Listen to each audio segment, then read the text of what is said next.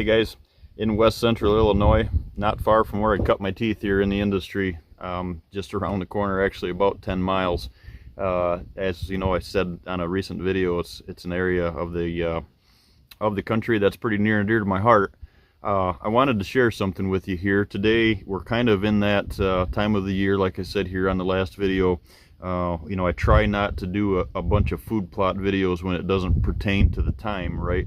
But what happens is a lot of folks, you know, over the years, I've kind of, I guess, you know, maybe I'm just as guilty of this as anybody, but over the years, you know, I've thought and pushed so much of the fall mentality food plot system, which is very important. But what happens is it may put you behind. And the reason I say that is one of the things to focus on, I always touch on with my clients, is just this: your fall food plot program should not start in August, such as your habitat improvements on the property as far as your timber work. Now, your food plots are part of your, you know, obviously are part of your habitat building and improvements.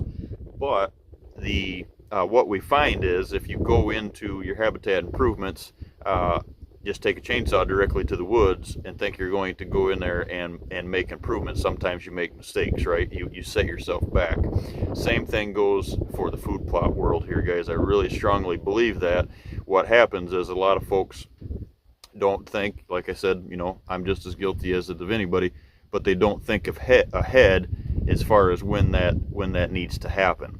And what I'm referring, guys, is the no-till system that we believe in, that I'm promoting, kind of as a little hint that we've got some stuff coming down the road here as the business that we're working on ourselves, that I've been tweaking over the years, trying to find that right seed, them right blends, stuff like that. We'll go into that in greater detail when that comes down the road. But what we're doing today, guys, is I was here on a client trip, just around the corner here the other day, meeting with a client, designed a property, and as I was driving out, I didn't have time that afternoon to stop, because I had a follow-up meeting, a dinner with another client that I had designed a property here just down the road, not too long, you know, ago, that I met with. So I didn't have time to stop.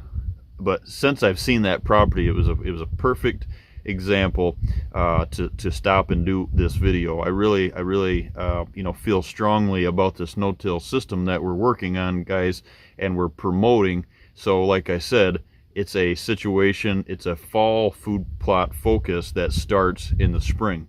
Hopefully that doesn't confuse you, but we're gonna bring this to the plate here and explain to you why that starts this early in the year. The reason for that, guys, is this: I'm in one of the parts of the country that folks think that just because your ground is that onion ground you hear me talk of, that you don't need a cover crop. You know, they continue to till, whether you know, I'm talking ag and or food plots, you know, a food plotting program on your deer hunting properties. But people, you know, continuously say that we don't need that soil health standard. We're not trying to, you know, up the soil health standard, because we've got great ground. And as you can see behind me here, it's good colored ground. But guys, keep this in mind. This is one of the things that I've thought about, and maybe, you know, put a slogan on. It doesn't matter what color your ground is or how great of soil you have. Dry soil is not healthy soil. It doesn't matter if it's black. It doesn't matter if it's sandy loam. It doesn't matter if you're growing onions in it. Soil is not healthy if it's dry. So what does that relate to as far as in the food plotting world, guys? This is what it is. If you think about this, we don't have time as food plotters, a lot of time to even get, you know, we're worried about how we're going to get food plots planted. So the last thing that we should be worried about is, you know, we're on a crunch, we're on a schedule. Folks are running all over the country to either leases or farms, or, you know, hopefully there's even the properties such as myself that you live on. We're not there enough, right? So we're trying to always figure out a way to you know, to get more things done on a timely fashion and have better success and better food plots. Because like I said in the last video here, guys, your fall deer hunting program is made or break by your fall food plot success. So what does that mean going into when I say a dry food plot? A dry soil is not healthy soil. The whole theory here is, guys, is to really stop and think about not having to worry. Wouldn't it be great to not have to worry about your soil condition, your food plot in general, your food plots drying out? Wouldn't it be great to not have to worry if you get a bunch of rain in the fall, too much rain, it's not going to wash your seeds off the plot, you're not going to have erosion, stuff like that. And or if you go through like what I did last year in Kentucky on rock, 28 days and of a drought, you're still going to have a possibility to have a successful food plot, which makes a successful season, in most cases as far as hunting. Because obviously going into that time of the year, they need us, and we need that for our hunting programs as far as our hunting strategies, because we need to lock the does there, or try to put those does as close to food as it all connects, right? It all comes full circle. So today, what we're going to touch on, guys, I'm going to show you this here on this farm. Going down the road, an old, I don't know why I'm looking over my shoulder. There probably hasn't been a car down this road in 3 days, but it's that good, it's that good Illinois hometown feeling out here. I love it. But what I'm going to look for, guys, is this. I'm going to show you guys is this. I'm going to show you a road that divides tillage, conventional tillage on one side, and no-till on the other. So one side of this, and we're going to talk here, one side of this had corn last year, and they took the corn off. Not only did they take the corn off, probably in October at some point, they tilled it under as well, because the thought is the more that we till that down, it rots underneath the ground and it builds a soil condition. So I'm going to show you this, guys, what the difference is, and this is going to shock you, because I think what we need in the more, whether it's ag or food plotting, we need more of this brought to this attention.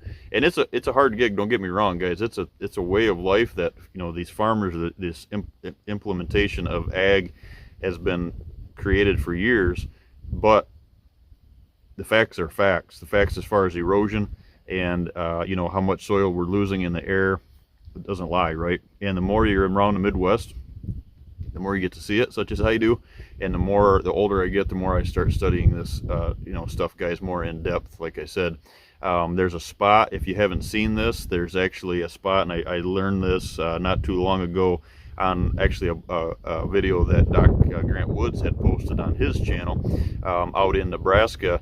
As far as the one of the rest stops has the erosion factor that they've got at the erosion with the pillars, and it shows you how much topsoil was on the properties back in the 20s versus what it is now. I mean, we're talking 40 some inches to like 5 inches now in 2020 or 21, whatever that last pillar was created.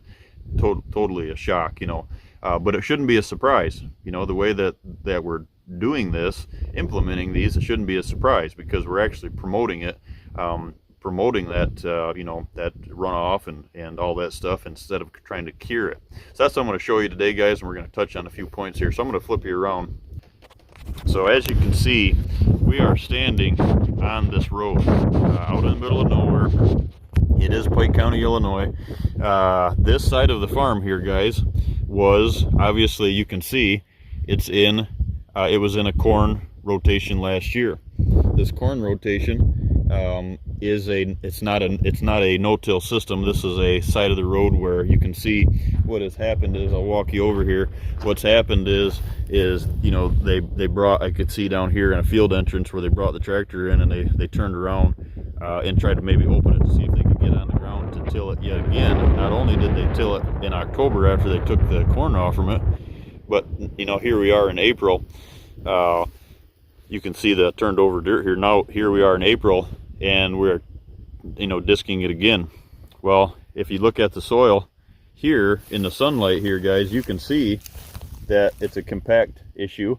There's a bunch of runoff, and it's not absorbing. It's not absorbing the rain. I mean, this is pretty much live right here as you see it. There's no. And as the other day, as I drove past this, it was like shocking, thinking, okay, this is the perfect video, the perfect scenario that I've been looking to do. in the situation here just to explain this. So we've got, you know, crop that was taken off. It was a disc again, or chiseled, probably just disced, and then, you know, not a no-till system. And here we are in April, like I said, being back on it again. Now, this side of the road, what you can see is it's green. I mean, both sides of the road here, you can see all the way up through, it's green. And the reason that it's green is because what happened on this side of the road, it's no-till. You can see the bean stubble and you can see the corn. So in other words, there's 2 seasons of planting on this side of the road, and this green tint to it is the going in, and they look like they have, you know, they probably planted it lightly. Maybe it's the first or, you know, second year of just rye and or wheat that they have sowed in. But you can see even in the back, guys, you can see up here on the hill, this was all reseeded. So what they've got is they've got a cover crop. They sowed a cover crop. Now a month from now, what you're going to see is that rye in this and or wheat that they've got planted in here that they've sowed in is going to be, you know, 3-4 foot tall, 3 foot tall, probably going into you know, going into, you know, Labor Day, or I'm sorry, Memorial Day, around the 25th, somewhere in there is always a good planting date down here, as it seems like in this area of Illinois. They're going to come in here and they're going to sow, you know, the corn and or beans or whatever that is this year in their rotation.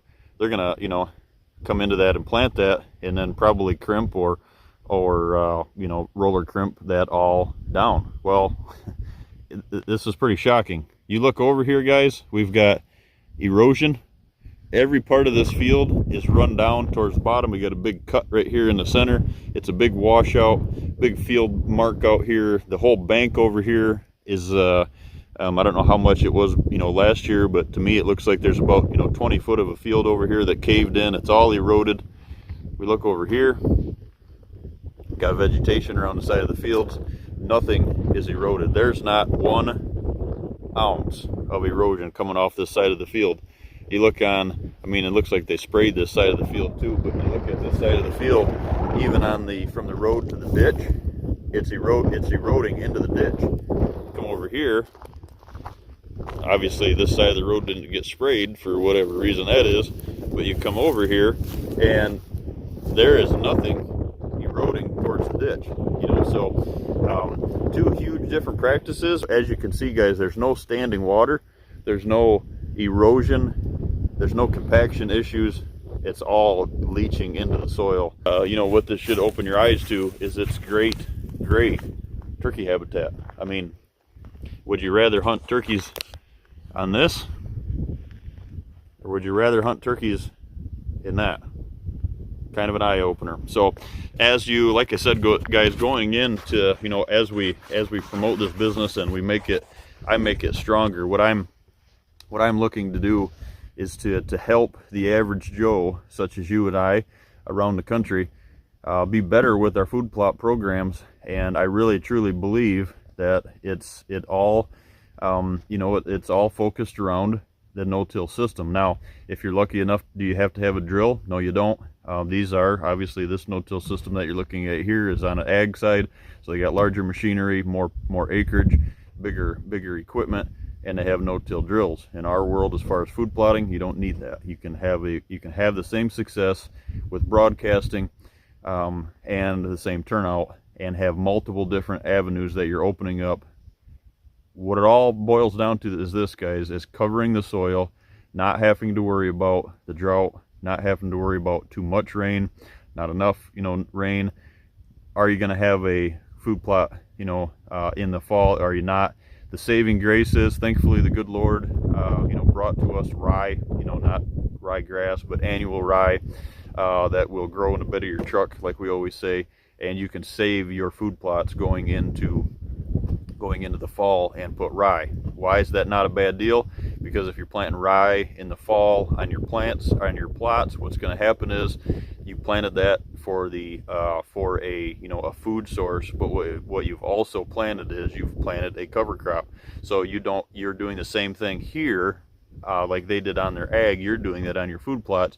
You let that, you know, rye go all summer until you plant your summer release or something in that. You have all that, you know, stuff to crimp down. Maybe you're planting corn in those areas. Maybe you're planting just a summer release, into it, so it's always covered. You've always got something to crimp down.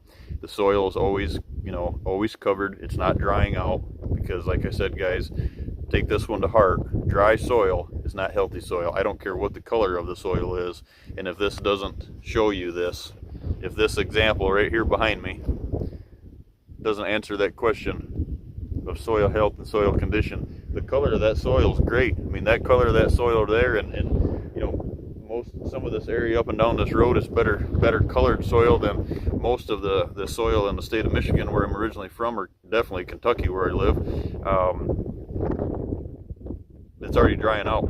I mean, I left here the other day in the rain, and the water, the river, I couldn't, you know, get across it because the river was so high, and it's already drying out that side of the road. I mean, it's physically dry. They're, you know, they tried to get out on it with the tractor here, and by the end of, probably the end of today, it's dry enough that they're going to get out on it. This over here, there's no reason to get on it, because it's already working for them. They're not going to have to touch this crop here, this side of the road, until you know, they go to plant it into beans or corn in May. Something to think about, guys. Just wanted to bring this one to you.